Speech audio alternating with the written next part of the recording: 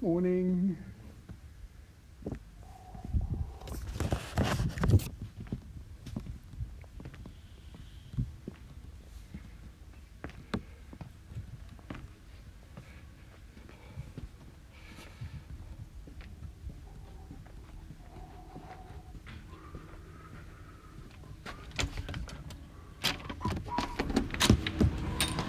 Good morning, ladies and gentlemen. Come in, we are open. Good morning. Good morning.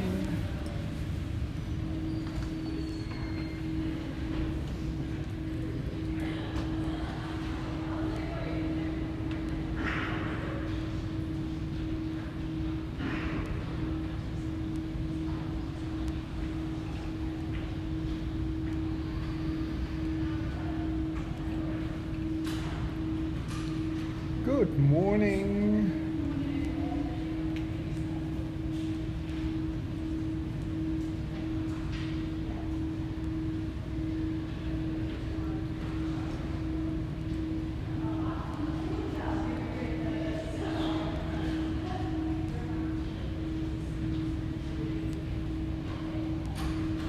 Good morning.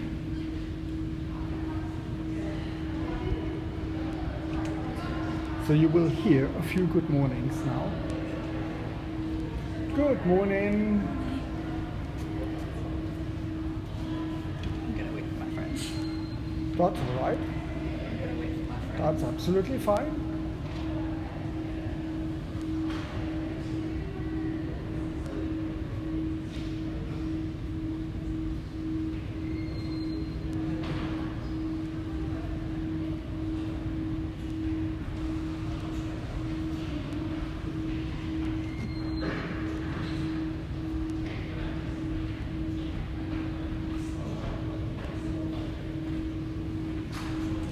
Good morning.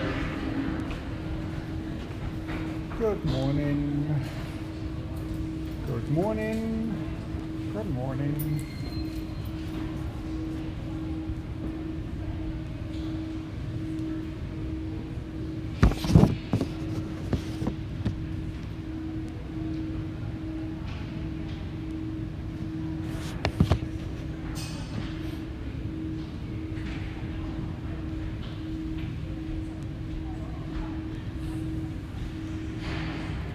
Good morning.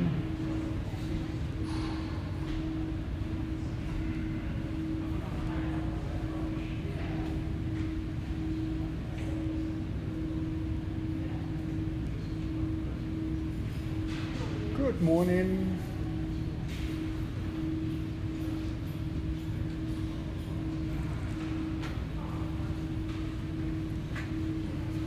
Morning.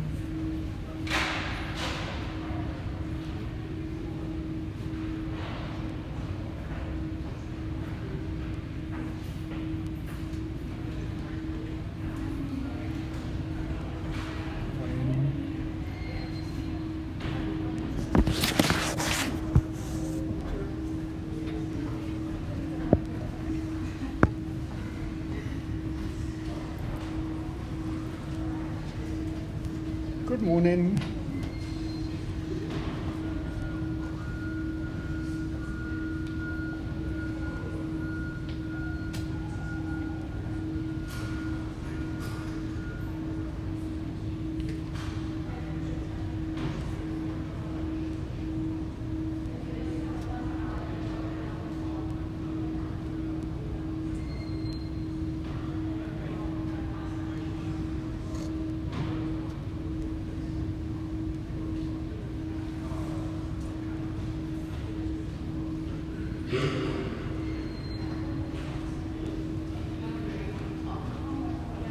Good morning.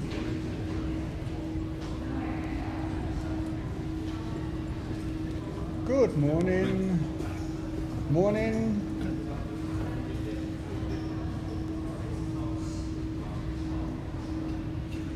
Good morning.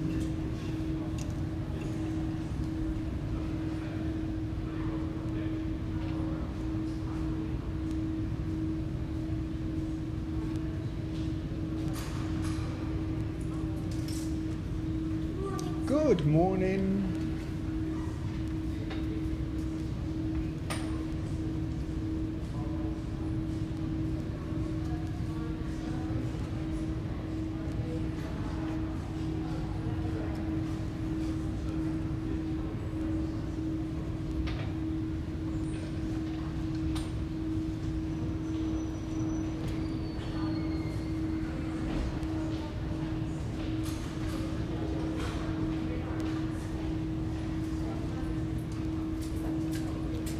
A most wonderful good morning. Good morning.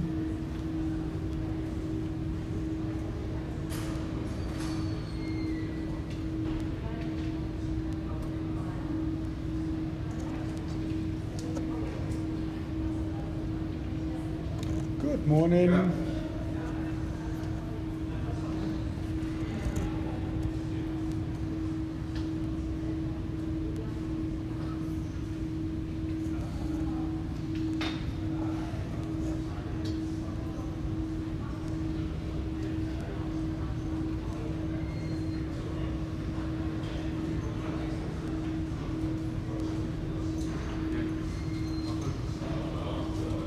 Good morning. Good morning. Good morning. Morning. Good morning. Good morning. Good morning. Good morning.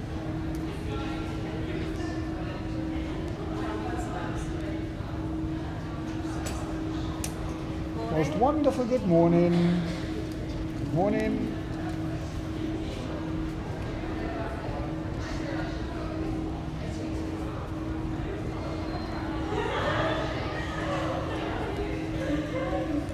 Good morning.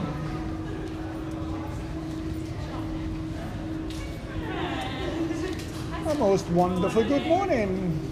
Good morning. Good morning.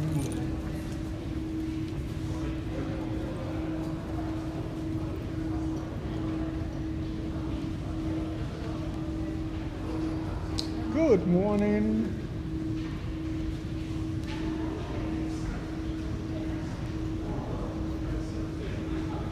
Good morning.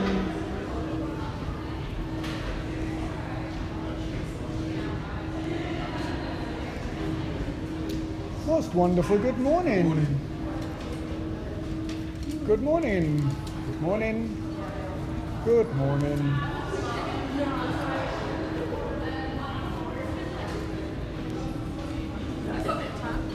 Good morning.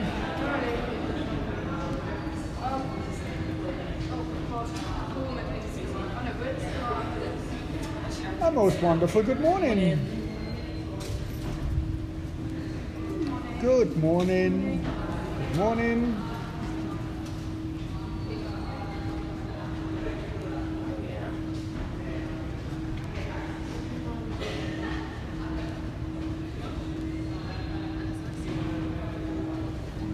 Good morning. Good morning.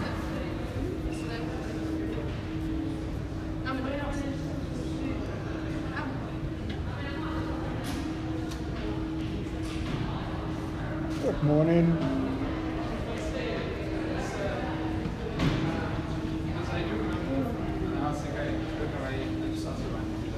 Good morning.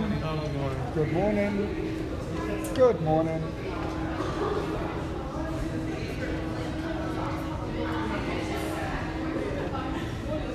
Good morning. Good morning. Good morning. Good morning.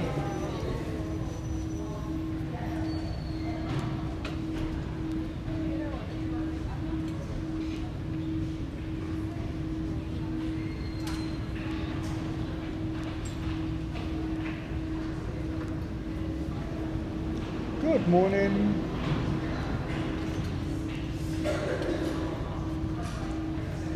Most wonderful good morning.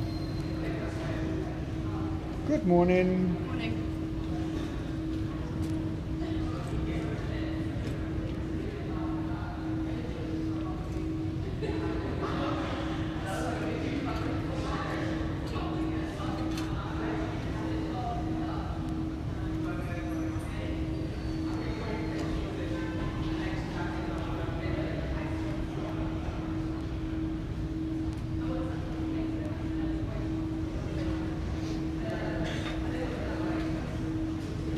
morning.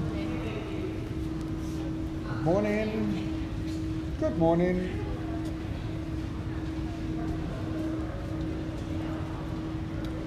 Good morning.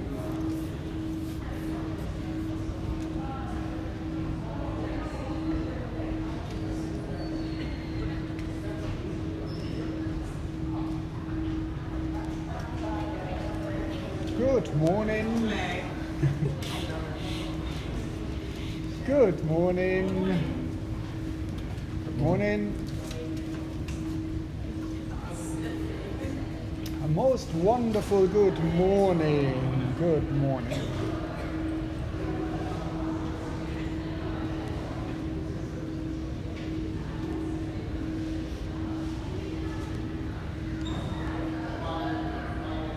Good morning.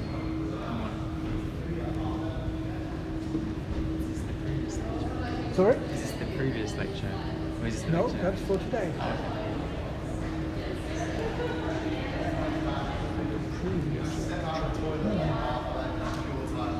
Good morning. Good morning. Good morning. Good morning. Most wonderful good morning to all of you. Good morning. Good morning. Good morning. I'm very well, thank you. How are you? Good.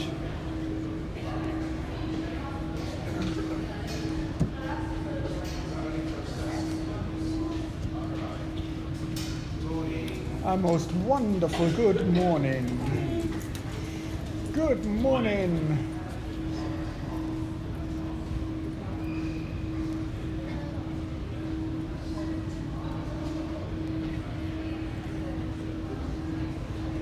Good morning.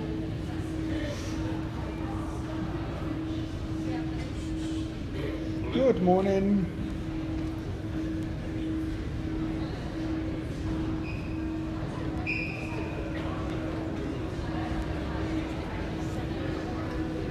Good morning. Good morning. Good morning. Sorry? Do you know where I can find seminar 21? I have no idea. You probably want to ask at the reception. Sorry.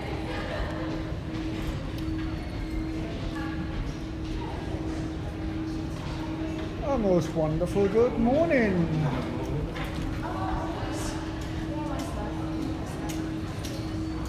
Good morning. Good morning.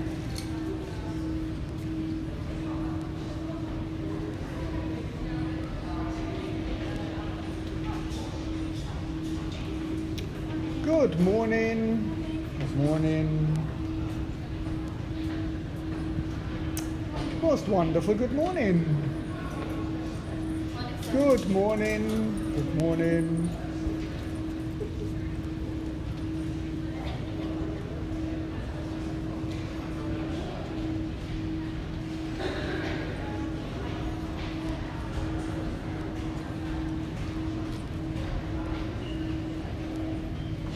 Good morning. Most wonderful good morning. Good morning. Good morning.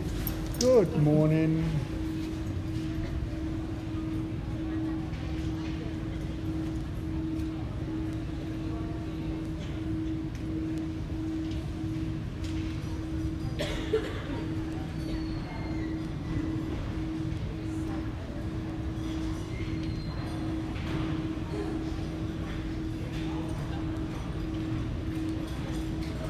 Good morning. Good morning.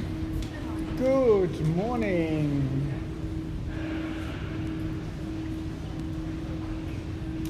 Most wonderful good morning. Good morning. Good morning.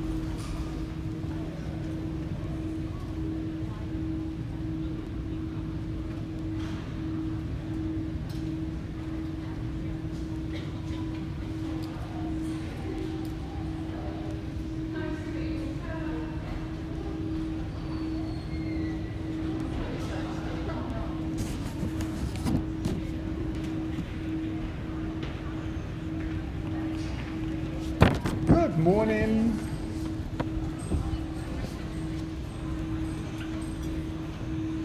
Good morning. Are you the lecturer for this lecture on Spanish on this? Sorry? Are you the lecturer for this lecture that's about to go on? I try. You try? Oh, so I you try to be the lecturer. I pretend. Oh, you pretend, okay. So me and my friend here, Lena, we're from the SU, and we're trying to promote this national challenge for next year. Yeah. By any chance we'll be able to speak to the shoot for 30 seconds before we got started? Would that be alright? I know it's a bit cheeky. Okay. Oh, you're very kind, thank you very much. We'll wait until you go in as well. No. Go. Feel free. Yeah. You start, thank you Yeah. very much.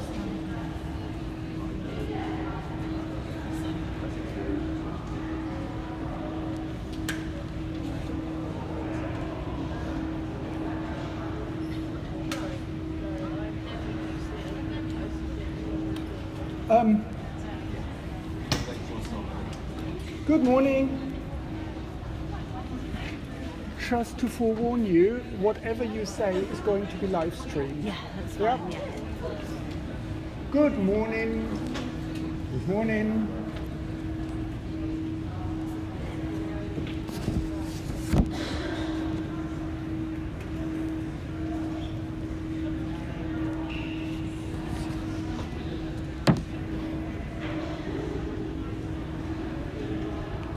Good morning. Good morning.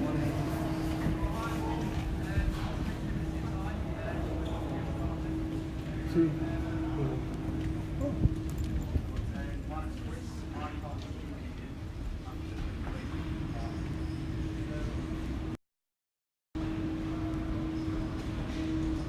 morning.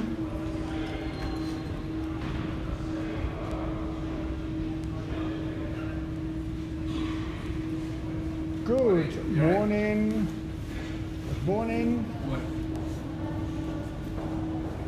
Good morning. Good morning.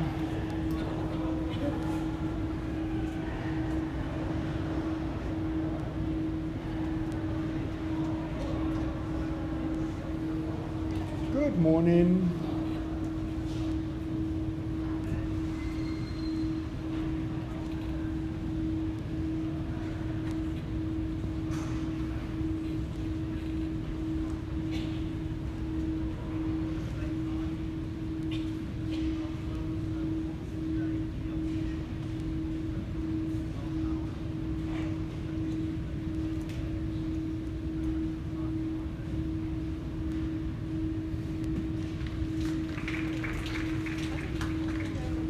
Good morning.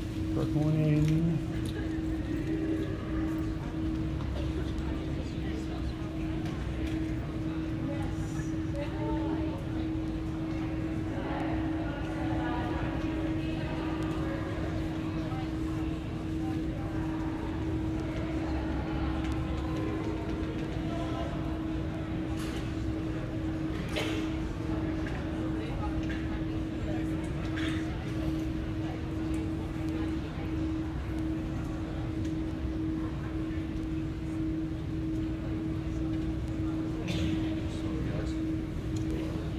Thank you very much. Oh, you're done already. I thought you're waiting till everybody's in. Okay, fair enough. Good. There was a lot in there, so we just... Fair enough. If Thanks it suits very you, much. no worries. My pleasure. Very kind of you, thank you very much. Have a lovely day. You too. Thank you.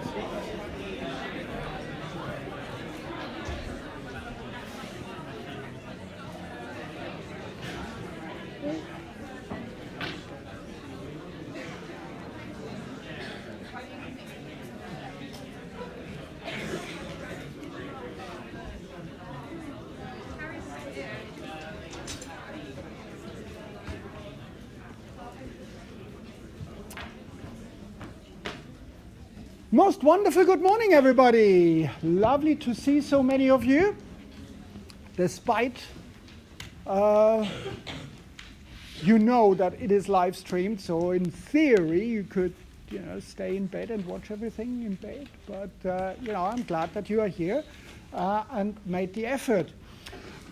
Before I forget, just a quick reminder that tomorrow from, I think, 11 to 12, we have sort of a maths revision session where I will do some really fundamental stuff like order of operations. I've seen very interesting maths in the diagnostic test that some of you did.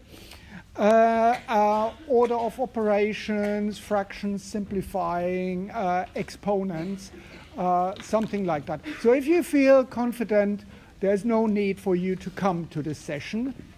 But if you feel you could do with a little bit of, revision of that stuff, please do come along. It's 11 to 12. I think it is in Rutherford Lecture Theatre 1. Is that right? Probably. And after that, from 2 to God knows when, in the afternoon, in the cinema, we are going to discuss the concepts of solutions, how to make up solutions, and do conversions, and so on and so forth. And I would say this is absolutely the bread and butter for any bioscientist. You will not, and I underline the word not, you will not survive this degree without being able to, to do the calculations, how to make up a certain solution or something like that. It's absolutely essential that you feel 100% confident with that. But if you do, again, it will be live streamed, technology allowing, and then you have a wonderful weekend. Okay, so what I'm going to do today, as I said on the group chat, I hope most people are on the group chat because that's a very nice way to communicate and also get help from peers. I will very briefly revise these concepts, mole, molarity, and concentrations, and molecular mass, and then show you how to do conversions. And I think in good MasterChef tradition, what I'll try to do is show you different ways. So, for example, it would be something like conversion 3 ways. It's like a posh dinner or something like that. Okay, just for revision, concept of mole. I believe you are all familiar with that. So the way I think about mole is just simply it is a different word for a very large number. And a lot of people get scared by mole. And I don't mean the little mammal that lives in the garden and is black, or something that you've got on your skin. Always check that it's not black, what you have on your skin. Mole is just another word for a big number, like a dozen or baker's dozen. What is a baker's dozen? 12? No, it's 13 actually. It's sort of 12 plus 1. That's a baker's dozen. A dozen is, of course, is 12. And a mole is another word for 602 hexillion.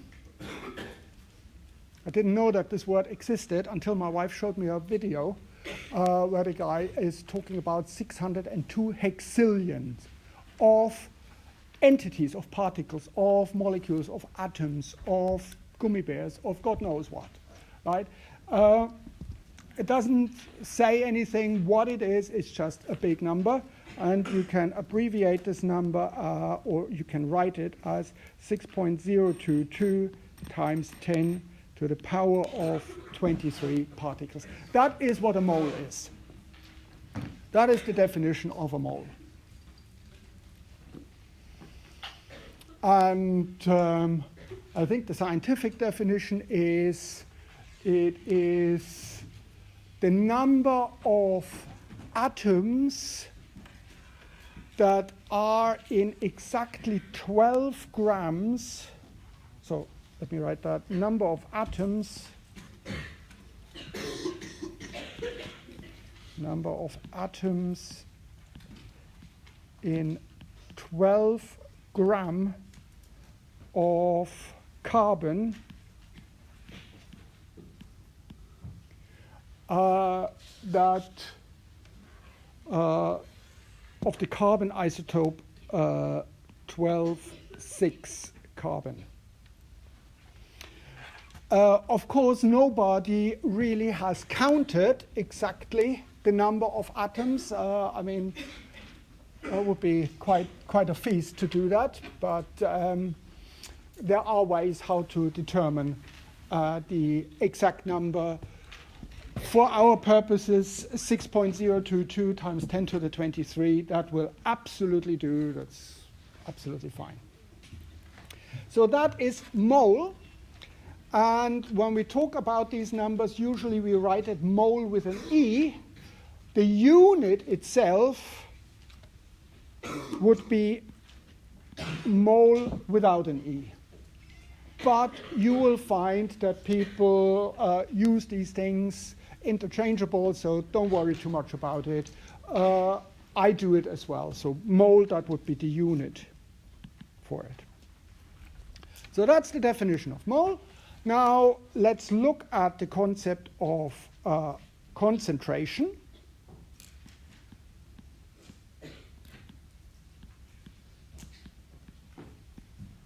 And I'm not going to tell you the silly joke about the lady with a certain hair color.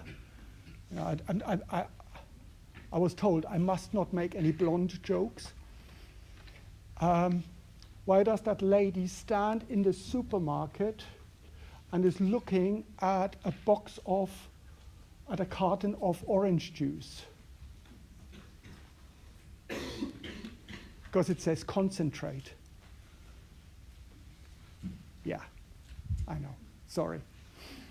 So concentration just simply is defined as an amount of something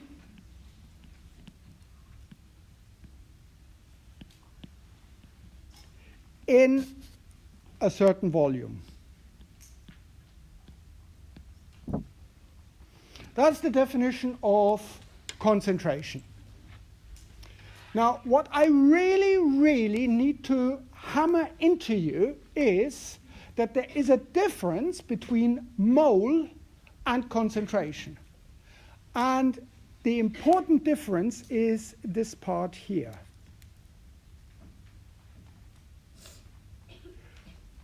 Mole is just an amount, whereas concentration has a volume in it. And that's absolutely crucial.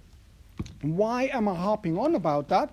It's just simply next year you are doing a mini project, and when students write it up, it is highly entertaining to see how many of them struggle with amount versus concentration. And I very often get the question, what is this now? Is this a concentration? Is it an amount?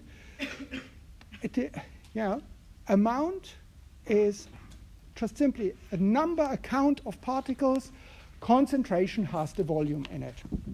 So we can, for example, have something where we are talking about mole per volume, mole per liter. Very common concentration that you will see very frequently, and because it is so frequent, it has its own abbreviation, which is a capital M. If you use this abbreviation, please make sure it is a capital M, because if you write it as a lowercase m, it means meter. And obviously that unit would be totally wrong for concentration. And because we very often mole per liter, some people also write mole per decimeter to the power of 3 or mole decimeter to the minus 3, something like that. So all perfectly valid concentrations, knowing that a liter is decimeter cubed. This is then also this concentration. We talk about molar. If you talk to a dentist about molar, that's then something different because that's one of your teeth. But for us, molar means mole per liter. And because mole per liter very often is a very large number, we have fractions of that. So we might have millimolar, which means 1/1000 molar, which is of course the same as 1 times 10 to the minus 3 molar, mole per liter. We have micromolar, which is 1/1000 millimolar. The abbreviation for milli is m. Or we can also write this as 1 times 10 to the minus 6 molar. What's below micro? Nano? Below that?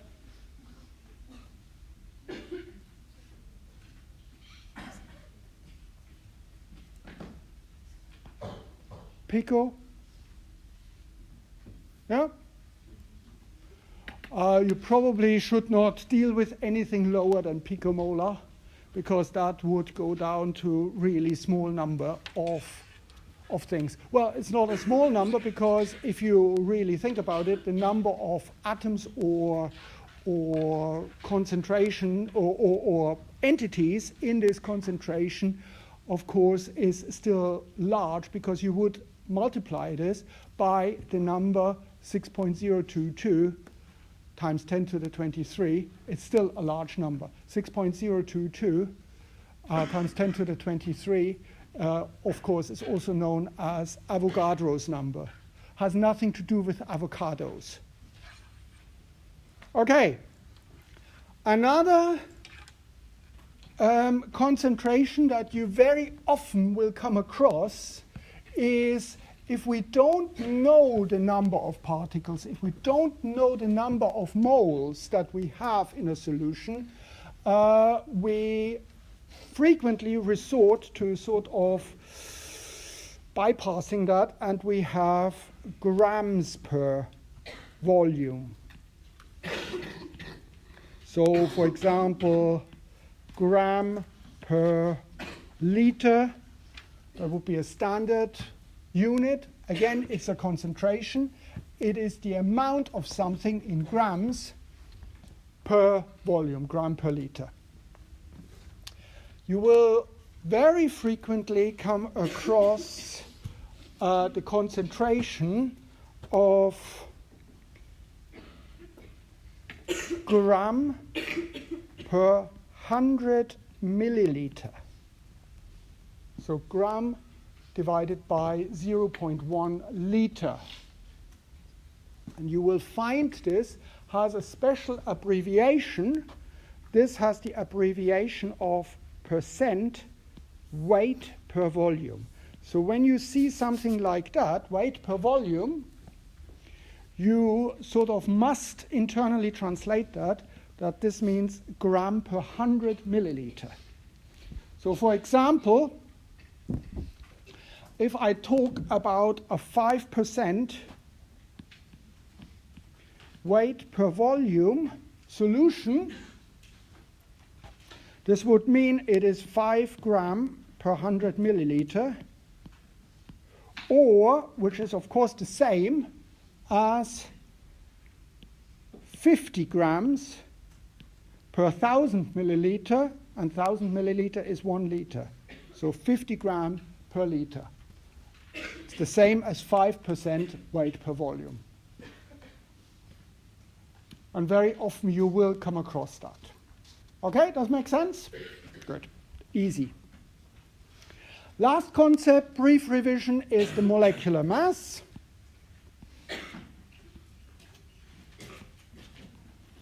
Of a substance, and the molecular mass just simply tells us how many grams of this substance we require to make 1 mole. And that is then usually given as gram per mole. That would be the unit, gram per mole. So for example, glucose has a molecular mass. Glucose molecular mass, very often it's abbreviated MM, or sometimes people call it MW for molecular weight. These things are used interchangeable. Of course, physicists would say there are some differences, but who cares about physics? Physics is for wimps. The true subject is biosciences. But I don't want anyone to broadcast. Oops, it's live streamed, damn it. So glucose has a molecular mass of 180 gram per mole. This means we need 100 to make up 1 mole of this substance. Or in other words, 1 mole of this substance is equivalent to 180 grams. And you can very easily figure out the molecular mass of a substance if you know its composition, in that you just add up the individual masses of the substance. So for example, water has a molecular mass of 2 times 1 for the hydrogen and 1 times 16 for oxygen would give you a molecular mass of 18 gram per mole. So that's the molecular mass of water.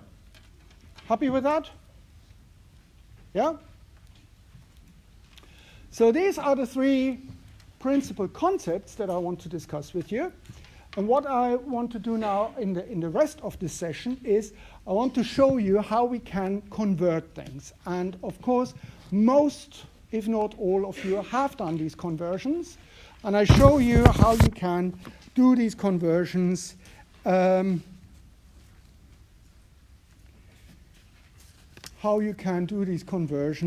quite nicely with different methods. And I want to point out, whatever method you use, I don't care, as long as it's correct. If it's not correct, then obviously I do care.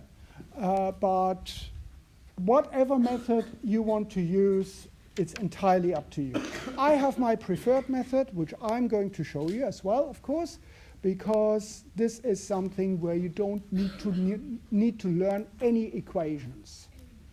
But I know that in the past, some students have sort of developed a particular fetish for equations, and they would not leave the house without a little, pocket guide to equations. Fine with me if you want to do that. I don't care how you get the result, as long as you get the result. So let's say we want to figure out how many moles of a substance are in a given volume with a given solution concentration. So let's say how many moles of glucose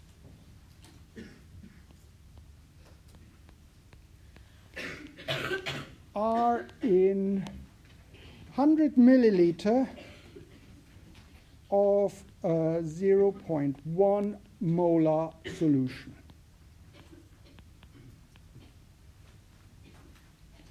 So what we are looking for is how many moles are there. And that is actually a conversion that you will do ad nauseam.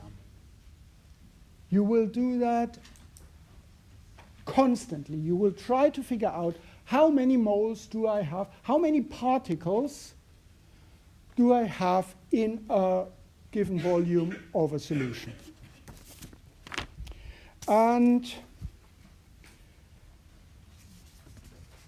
I think some of you are familiar with this triangle. So this triangle basically looks like moles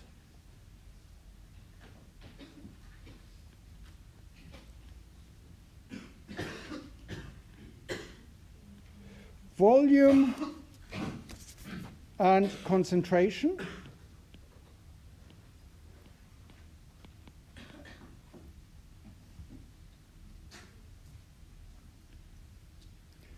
Have you seen that? Who has seen that? Hands up. Who is working with something like that? It's quite frequently done in school. Who hasn't? Okay, good. A few people. And the principle of this triangle is that you basically block out the thing that you are looking for. And you then do the calculation with what the rest is remaining. So for example, in this case, we are looking for the number of moles, so that's that guy here. And to do that, what you do is basically you block out this part here. That is what you're looking for, so the number of moles, that's what you want, equals volume times concentration.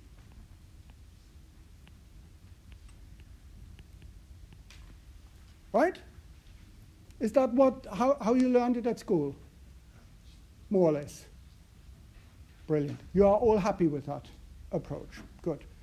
So, as I said, some people use this triangle. I put the moles back. If I, for example, look for the concentration,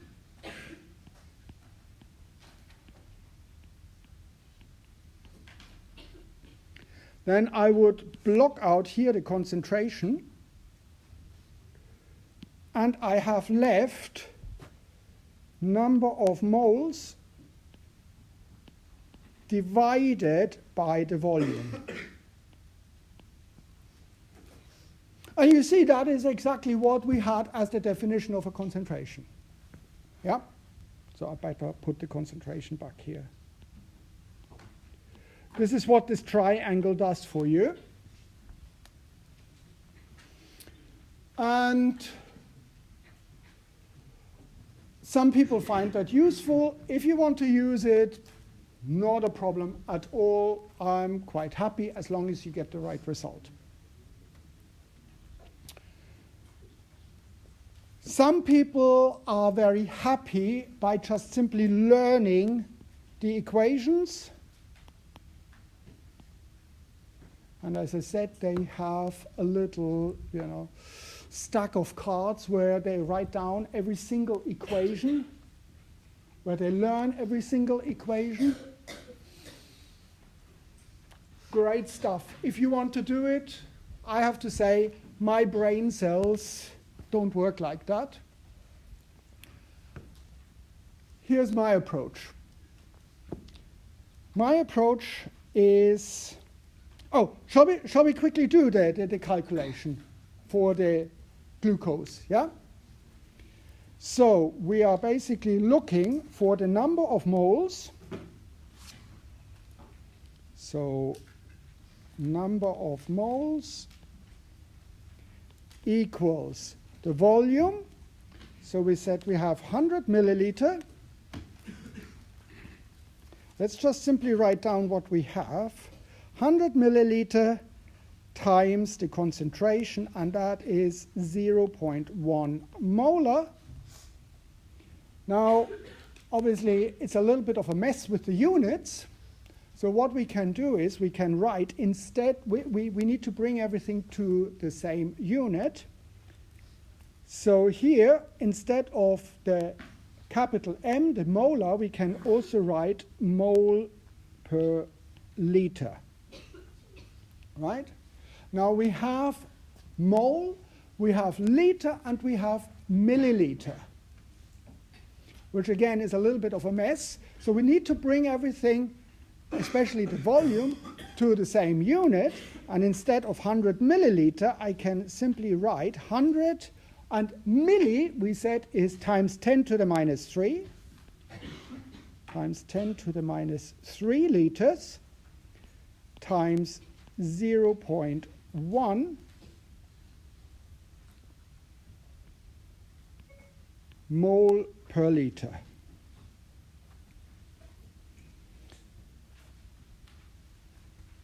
So we have 100 times 10 to the minus 3 liters times 0.1 mole per liter. What we see is the liters, what happens to them?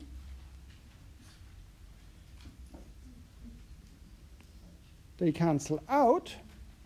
We have the unit mole left, and we just need to do 100 times 10 to the minus 3 multiplied by 0.1. I don't need a calculator for that, because that gives me 10 times 10 to the minus 3. What's the unit? What's left? Loud? Mole. Thank you. So I can write this as 10 millimole. 10 to the minus 3 gives us milli. Make sense? Are you happy with that? Yeah? So that is using the equation or using the triangle. Which way you do it, I don't care. My approach is, my memory is so lousy that I can't even remember the triangle, let alone 3 equations, because you obviously would need 3 equations to cover all eventualities. My memory is not designed for that. I have more important things to think about. For example, what's going to be for dinner. So my approach is, I use the technique of what is called dimensional analysis. Who has heard about that? Dimensional analysis. One person? Mm-hmm. Dimensional analysis. Or I think it is also taught in schools as conversion factors. Have you heard about conversion factors? Who has heard about conversion factors? A couple of people.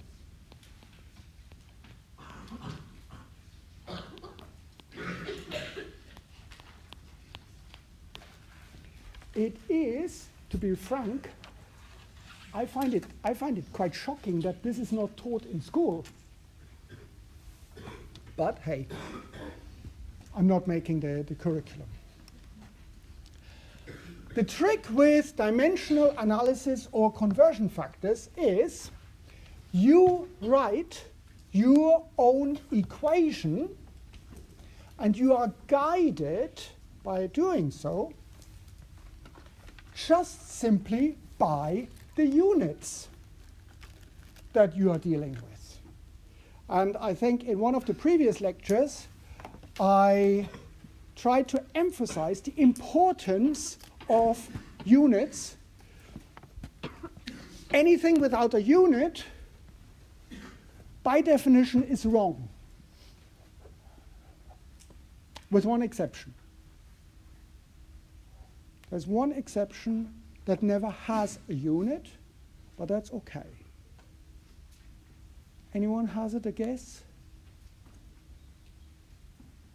When is it okay to drop units?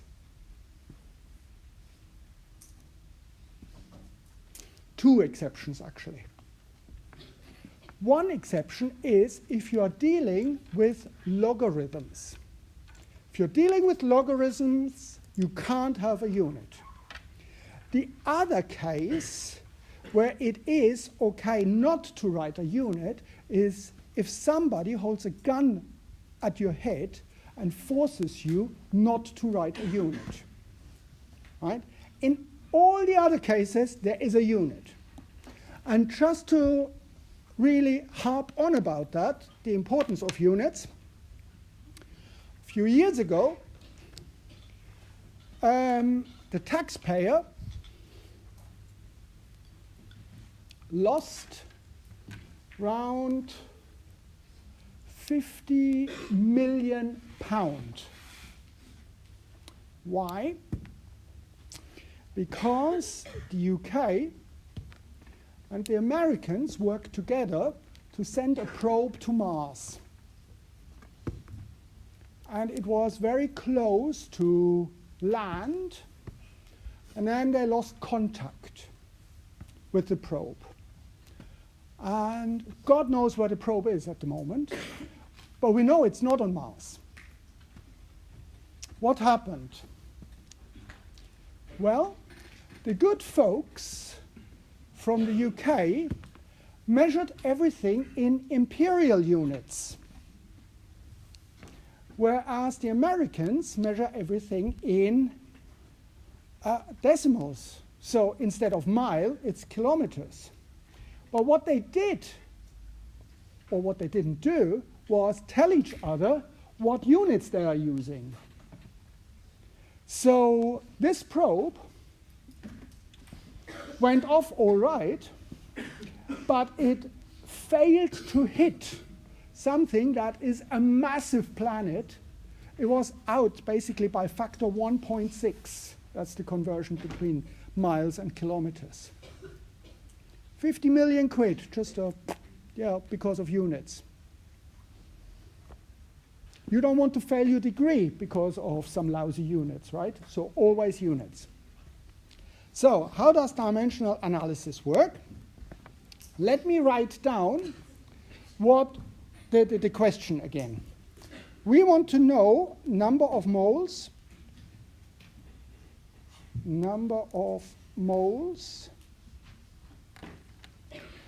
in 100 milliliter of 0.1 molar solution. So what's the number of moles? The starting point for that is I write down the unit of what I am looking for. What am I looking for here? What's the unit? Loud? Mole. Exactly. So mole. I'm looking for that. What I do is I just do it like that. I write that down because that is basically a reminder that is what I'm looking for, mole. Now, the first question is, in my givens here, do I have moles anywhere? And remember, I can write this as 0.1 mole per liter. Do I have the unit mole anywhere? Yeah, where? What I just written down, yeah? So, hey, let's go for pink. I've got mole here. So, what I do is I just simply write it as 0.1 mole per liter. Yeah? Quick check. I have mole here. I have mole here. Great. I've got the right unit already in place.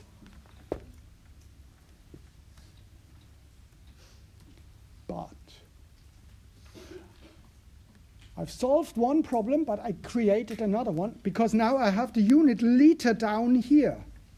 And if you think about it, that's a fraction. That's sort of here the denominator. I've created a liter down there. Ah, bugger it. I need to get rid of this liter.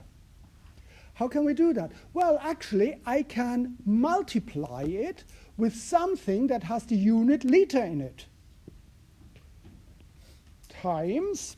Do we have something with the unit liter in our givens? Yes? Where? 100 milliliters. And I write this as 100 times 10 to the minus 3 liter. Yeah? And what you see is, hey, cool, the liter cancels out. Hasta la vista. The liters are gone. What have I left in terms of units? Moles. What do I want in terms of units? Moles. Hey, cool, reached aim. I reached my mole, what I wanted. Tell you what, life is good. We don't have to continue with anything else. So we have 0.1, we can write this nice, 0.1 mole times 100 times 10 to the minus 3, and that gives us, mole, and that gives us 10 times 10 to the minus 3 mole, and that is the same as 10 millimole. Did I have to learn an equation? Nope. Did I have to learn the triangle and remember where I need to put something? No. All I did was being guided by my units. Hey, how simple is that? But if you don't like that, use the other methods.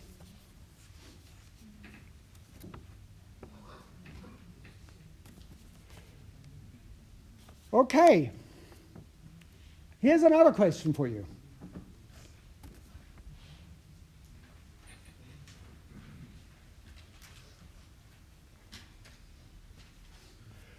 I have a substance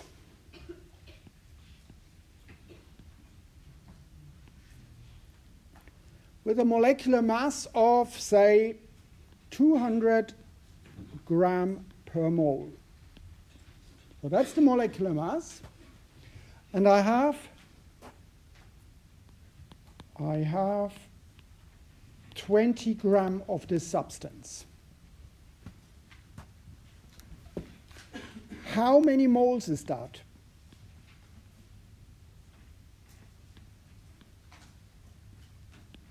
How many moles do I have? Of course, most people can do that in their head. So but I just want to show you the formal process. What would be your triangle? The triangle would be gram,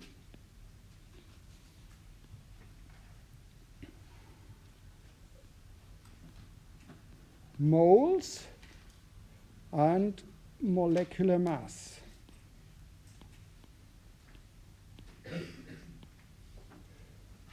So that's the triangle. What am I, but you need to remember that in a way. So what are you looking for? You are looking for the moles here. So we can remove that. And we can say number of moles equals, what have I got left? It is grams divided by molecular mass. So that would be the equation. If you are into pain, you remember this equation like you remember all the other 183,000 equations that we are going to discuss. If you are into that, be my guest.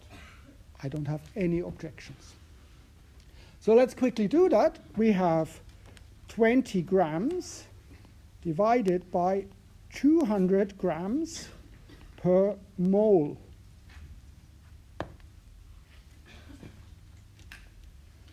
Now you need to do a little bit of rejiggling with the units, or it's basically it's a fraction with a fraction. Well, if you do it, you would find this is 20 divided by 200 is 0.1. And the unit, the grams actually cancel out, and the unit would be mole. Yeah? So the answer would be you have 0.1 mole of that substance in these 20 grams. Happy with that? Yeah? Now here is my version. Conversion factors, dimensional analysis. I'm not dealing with triangles. I am not dealing with equations. What is the unit that I'm looking for? Mole. Exactly. That is what I want to have. Do I have mole anywhere? Where's my mole? In the molecular mass. So my mole is in here. But as you can see, I can't write it like that, because if I wrote it like 200 gram per mole, my mole now is below the fraction line, and that's not what I want. I want it above the fraction line, because I've got it here above the fraction line, right? So I can't write it like that. But I can use a trick. I can say 200 grams per mole means exactly the same. I can't use the equal sign here because mathematically it's different. But it is exactly the same as 1 mole in 200 grams. It's the same thing. 200 grams give me 1 mole, or 1 mole is equivalent to 200 grams. It's exactly the same. Yeah? Have you seen this really dirty trick? I now have my mole on top, which I can now easily write. So I write 1 mole per 200 grams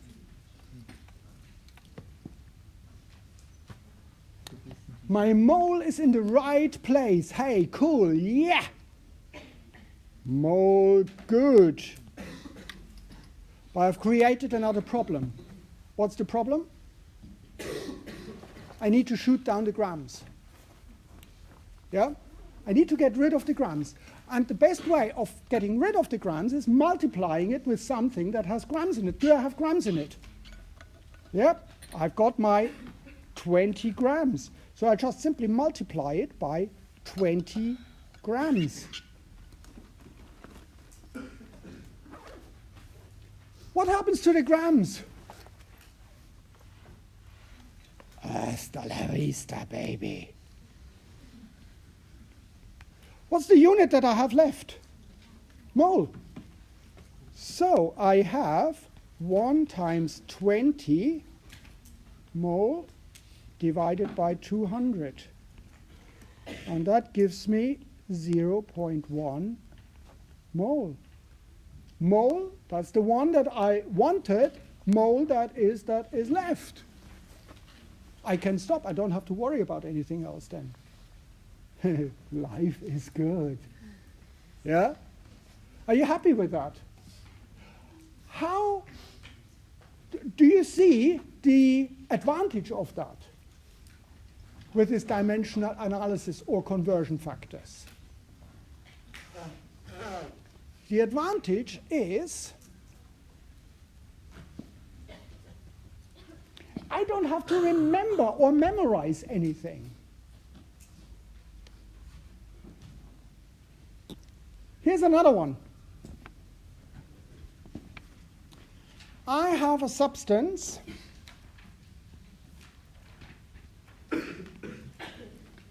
with a molecular mass of, say, 100 gram per mole. I want to make a solution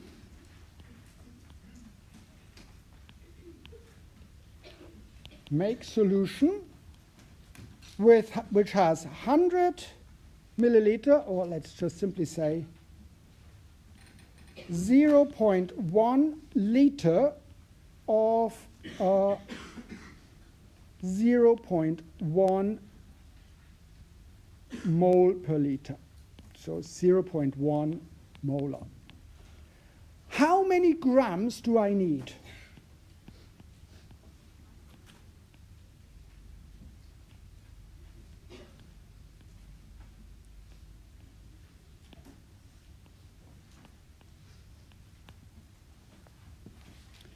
Now here it comes where basically we have to combine this triangle here with this triangle here. Oof! 2 triangles. It's a bit much, hey?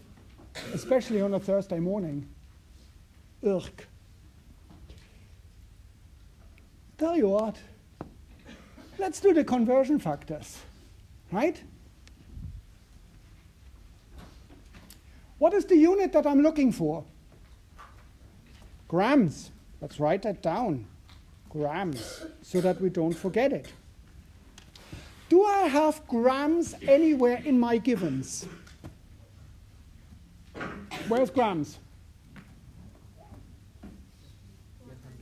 100 grams per milliliter. And look at that.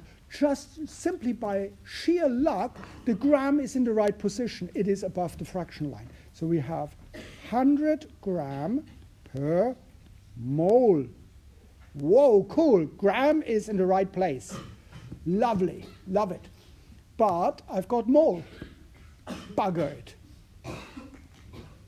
Do we have moles anywhere so that I can get rid of the mole? There.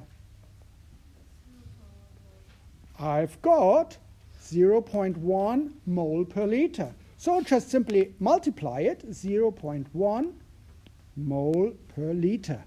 And hey, cool, what happens with the moles? Moles are dead. What have I got left? Gram per liter. Gram would be good. Bloody liters. Do I have liters? Can I get rid of the liters? Yes, because I've got 0.1 liter here. Times 0.1 liter. Now let's see what happens with the liters. Hasta la vista. Liters cancel out. What have I got left? What's the unit that's left? Grams. What do I want? Grams. Life is good. We can stop. I've got my equation here. So it is 100 gram times 0.1, lost the units, times 0.1. And that is exactly 1.0 gram. How easy was that, hey? As a homework, try that with the triangles or with weird equations and see how long it takes you. If you practice a little bit with that, you will become absolute professionals. You don't even have to think about it anymore. Thank you very much. See you tomorrow, either for the math session or then making up more solutions.